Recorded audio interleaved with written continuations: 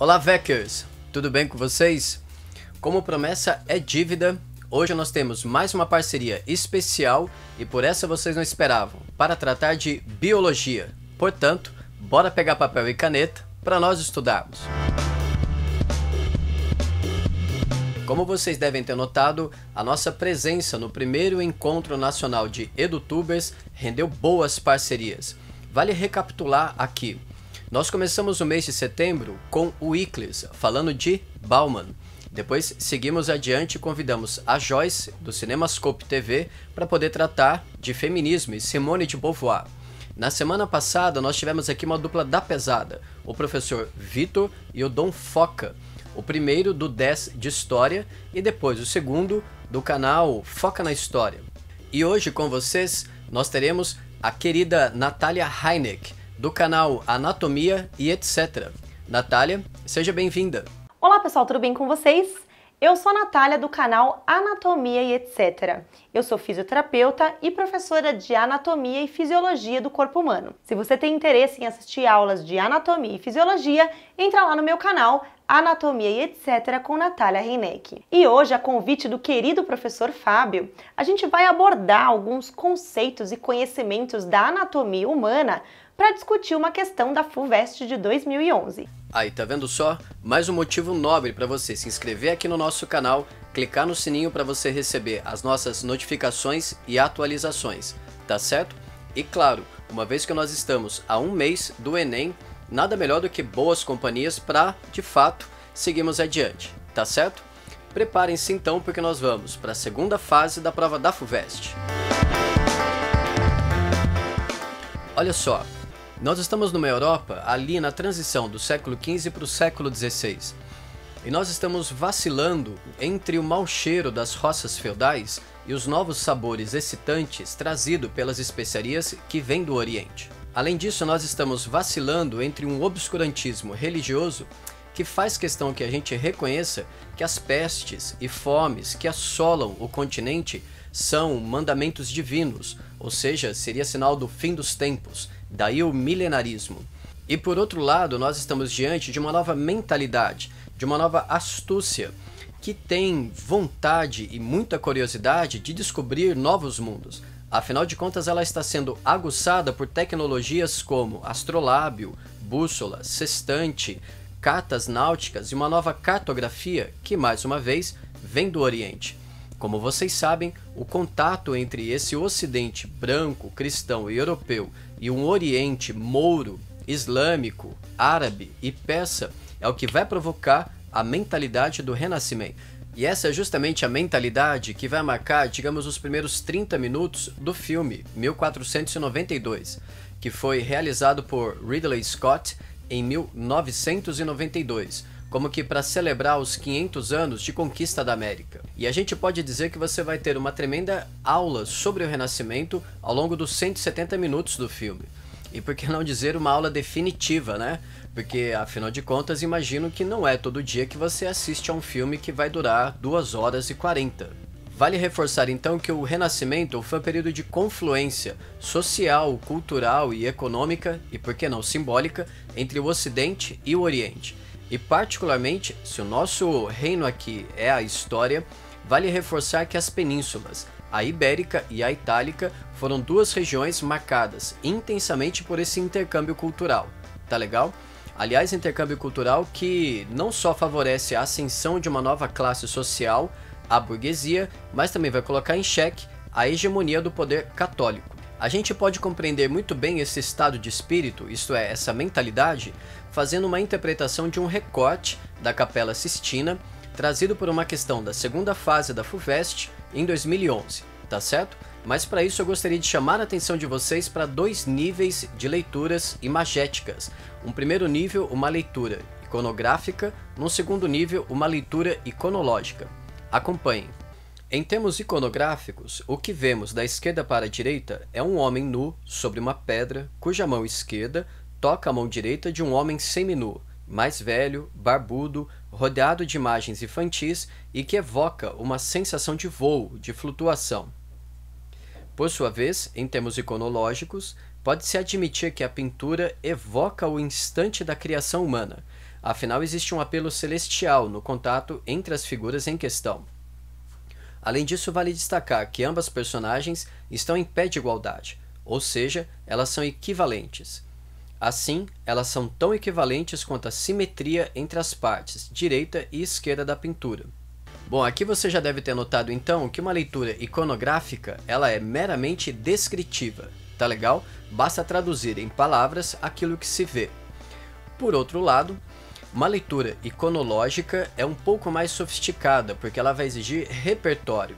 E uma leitura iconológica, então, é uma leitura ideológica. É quando eu e vocês passamos a atribuir sentidos e significados às interpretações das imagens. Sendo assim, para você fortalecer o seu repertório, particularmente no que toca o Renascimento, com vocês, a Natália Heineck, do canal Anatomia e etc.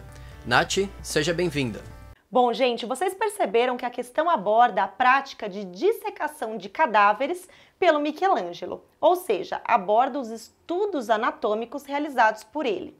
A palavra anatomia vem do grego, significando algo parecido com cortar em partes. As primeiras dissecações anatômicas para fins científicos parecem ter sido realizadas pelos gregos. Hipócrates, conhecido como pai da medicina, e Herófilo, conhecido como pai da anatomia e mais antiga, tornaram a anatomia um dos campos de estudo da medicina. Aliás, Herófilo fez algumas diferenciações aí importantes na anatomia. Ele diferenciou, por exemplo, o cérebro do cerebelo, os nervos dos tendões. Então aí a gente já tem o início dos estudos na anatomia humana. Depois disso, outros nomes importantes foram surgindo aí dentro dessa área de estudo, como Galeno, que dissecava animais, porque na época a prática de dissecação de cadáveres humanos era proibida por motivos religiosos. E quando essas práticas foram novamente legalizadas, foi que o conhecimento da anatomia humana teve um grande avanço, sendo que o primeiro livro Atlas de Anatomia Humana foi produzido em 1546 pelo médico belga Andreas Vesalius, que hoje é considerado o pai da anatomia moderna. Na época do Renascimento, como a gente viu na questão, houve um grande avanço científico. E esse avanço se deu em grande parte pelo aumento do número de pessoas interessadas nessa área. Muitas dessas pessoas eram artistas, que buscavam no estudo da anatomia humana um embasamento para eles conseguirem retratar a figura humana de maneira mais precisa. E dentro disso, nós temos grandes nomes como Leonardo da Vinci e o Michelangelo, que é trazido na questão. Quando a gente observa a arte de Michelangelo, a gente vê claramente que ele tinha um vasto conhecimento na área da anatomia humana. A gente consegue notar isso pela maneira com que ele retrata a figura humana, com músculos localizados corretamente, proeminências ósseas, veias e artérias muito bem retratadas. E ao perceber isso, muitos estudiosos do corpo humano acabam sendo atraídos pela arte de Michelangelo, gerando grandes discussões sobre o que a arte dele pode representar. E olha só que interessante! Além daquilo que a gente consegue observar claramente na arte de Michelangelo, alguns pesquisadores sugerem que existe a presença de figuras anatômicas incluídas subliminarmente nas suas obras. Um artigo publicado em uma revista científica médica em 1990 por um neurocirurgião americano sugere que na criação de Adão pintada no teto da Capela Sistina, a imagem que circunda aí Deus e os anjos possui o formato de um cérebro humano. De acordo com o autor do artigo, essa era uma mensagem codificada de Michelangelo, significando a crença de que a parte divina que os homens recebem de Deus é o intelecto. Várias outras inferências são feitas em relação às figuras anatômicas escondidas nas obras de Michelangelo, como a presença de um rim dissecado na pintura Separação da Terra das Águas. Dois autores brasileiros, o Gilson Barreto e o Marcelo de Oliveira, escreveram um livro sobre isso, intitulado A Arte Secreta de Michelangelo, uma lição de anatomia na Capela Sistina. E agora o Fábio vai discutir com vocês um pouco mais sobre a aplicação desses conhecimentos na resolução da questão. E aí, que tal a interpretação da Nath? Genial, não é? ajuda bastante para a gente conciliar o nosso repertório histórico e também um repertório de biologia. E aí fica mais fácil para a gente responder ambas as questões.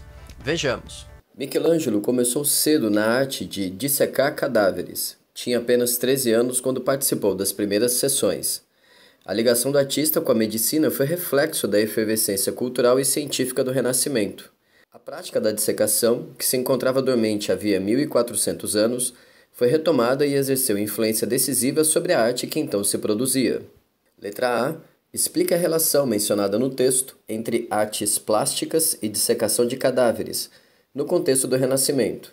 Letra B. Identifique na imagem acima duas características da arte renascentista. Na letra A, é preciso reconhecer que um artista do Renascimento é um artista total, ou seja, ele é um intelectual que pinta, que desenha, que trata de medicina, de engenharia, de matemática, de geometria, tudo bem? Então é nesse momento que a dissecação de cadáveres estimula também o desenvolvimento das artes plásticas, e esse processo passa justamente pela necessidade de compreender como a natureza é feita de regras e normas e leis matemáticas, geométricas e, portanto, universais, já que são acessíveis à razão humana. Quanto à letra B, basta vocês reconhecerem aqui coisas que nós já dissemos para vocês: a simetria, a proporção, a perspectiva e, além disso daí, o humanismo em questão, já que a criação divina, isto é, tanto a condição humana quanto a condição divina estão em pé de igualdade. Todos esses valores, portanto, são valores racionais. Como a gente costuma dizer, o Renascimento também é antropocentrismo, porque coloca o ser humano no centro do universo. E o que isso significa? Significa compreender que, porque somos racionais, todos somos capazes de analisar a nossa própria humanidade e a nossa própria animalidade. Tá legal? Portanto, o nosso horizonte passa a ser decupado, destrinchado, ele passa a ser analisado de maneira racional. E aí, pessoal, gostaram? Espero que sim!